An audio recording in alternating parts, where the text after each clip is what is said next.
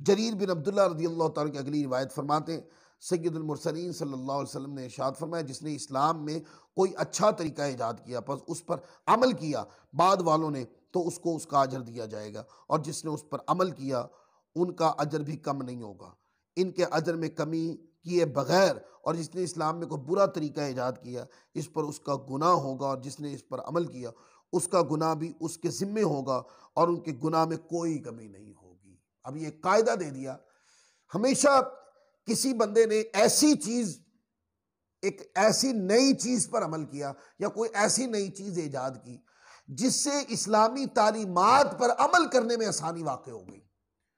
دینی معلومات میں سہولت میسر آ گئی، تو کیا ہے، اب اس آلے کے ذریعے جتنا زیادہ سہولت سے لوگ دین پر عمل کریں گے تو اس کی جتنی برکتیں، فضیلتیں اس طریقے کو ایجاد کرنے والے کو بھی وہ ملیں گی۔ اور اس کے کئی مواقع ہیں، اس کے بہت ساری چیزیں ہیں، جیسے دور کے تغیر سے نئی چیزیں آ جاتی ہیں تو اس کے اوپر پھر علماء تحقیق کرتے ہیں، تفتیش کرتے ہیں، تحقیق کرتے ہیں، اس کے بعد حکم شرعی بیان کرتے ہیں کہ یہ جو آلہ ہے یہ شریعت کے مسائل سیکھنے سمجھنے کے لیے جائز ہے یا ناجائز ہے۔ اب اگر تو وہ آلہ ایسا ہے یا وہ چیز ایسی ہے کہ جو ایجاد کی گئی کہ اس کے اوپر اس ذریعے کو استعمال کریں تو دینی احکام پر، دینی معلومات پر، دینی فرائض و واجبات کے اوپر عمل کرنا آسان ہوتا چلا جاتا ہے، تو اب وہ جس نے بنایا ہے اس کو، جو لوگ اس پر عمل کریں گے اس ذریعے سے جتنے لوگ بھی دین متین پر عمل کرنے کی سہولت کو استعمال کریں گے ان سب کے عمل کے برابر اس کو ایجاد کرنے والے کو ثواب ہوگا، اور جو عمل کر رہے ہیں ان کے بھی عمل میں ان کے بھی عمل کی کمزور نہیں آئے گی۔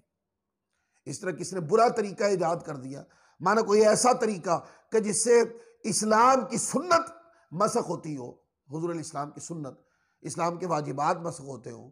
اسلامی تعلیمات مسخ ہوتی ہوں، تو جس نے یہ کام کیا اب اس آلے کے ذریعے جتنے لوگ بھی احکام اسلامی کو فراموش کریں گے، نافرمانی کے مرتکب قرار پائیں گے، سنت نبوی کو جو ہے نا دفن کرنے کے مترادف جو ہو، تو جتنے لوگ بھی اس کے اوپر عمل کریں گے ان سب کے گناہ کا وبال اس آلے کو، اس طریقے کو ایجاد کرنے والے پہ ہوگا، اور عمل کرنے والے کے گناہ کی بھی کمزوری اس سے کم نہیں ہوگی۔ اب اس سے یہ بھی دلیل حاصل کر لیں کہ اچھا طریقہ مطلقاً بدعت نہیں، ہر بدعت کے بارے میں کہ بری چیز بعض لوگ کہتے ہیں، بعض لوگ تبلیغ کرتے ہیں بدعت بری چیز ہے، بدعت مطلقاً کسی نئے کام کو کہتے ہیں، نیا کام برا بھی ہو سکتا ہے، اچھا بھی ہو سکتا ہے۔ اگر نیا کام اچھا ہے، دین متین کی سہولت میسر ہے اس کو بدعت حسنہ کہیں گے، کہ نیا ایسا کام کہ جو اچھا ہے۔ مطلب یہ کتاب ہے، ایک مثال ہے، یہ کتاب ہے میرے ہاتھ میں، آپ دیکھتے ہیں حضور علیہ السلام کے دور میں یہ کتابیں نہیں ہوتی تھی، صحابہ کرام حدیث تو روایت کرتے تھے ایک دوسرے سے، یا چند اوراق کے اوپر یا دیگر اس وقت جو میٹیریل موجود تھا اس کے اوپر لکھی جاتی تھی، لیکن اس طرح کتابیں، اس کی پرنٹنگ ہوئی ہونا، اور ابواب لگے ہوئے ہیں، حدیث کا عربی متن بھی ہے، اردو ترجمہ بھی ہے، نیچے تخریج بھی ہے، اس کی شرح بھی ہے، تحقیق بھی ہے، تدقیق بھی ہے، توضیحی بریکٹ بھی ہے، اور بھی بہت کچھ۔ یہ کیا ہے، اس وقت نہیں تھا، اب یہ کیا گیا تاکہ پڑھنے والے کو دینی معلومات کی جلدی سمجھ آ جائے، تو باعتبار نفس سے تو یہ ایک نیا کام ہے، اس کو بدعت کہہ سکتے ہیں، لیکن اس بدعت کو کوئی برا نہیں کہہ سکتا، یہ بدعت حسنہ ہے، کیونکہ اس کے ذریعے سے دینی امور کے اوپر عمل کرنے میں آسانی واقع ہو رہی ہے، لہذا اس کو برا نہیں کہا جا سکتا۔ ہاں، کوئی بندہ ایسے کام کرے کہ جس سے دین کی سنت مٹ جائے، لوگ اس پہ عمل کریں تو اس کے عمل کرنے سے آقا علیہ الصلوۃ والسلام کی سنت مٹ جائے، کسی واجب کا ترک ہو جائے، یا دینی حکم کا انکار واقع لازم آئے، وہ بدعت غلیظہ ہے، مذمومہ ہے، وہ کل بدعت دلالہ کا جو جملہ ہے حدیث پاک میں، وہ محدثات الامور ہے، وہ جو دین کو مٹانے والی چیزیں ہوں، جو دین کی تعلیمات پہ خرابی واقع کر دینے والی ہوں،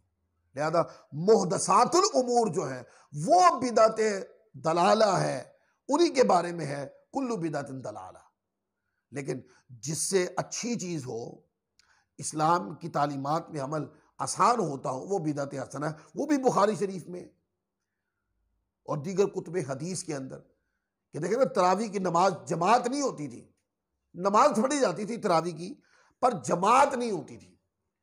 تو حضرت فاروق اعظم رضی اللہ تعالیٰ نے حضرت ابی بن کعب کو امام بنا کر تمام صحابہ کو پیچھے کھڑا کیا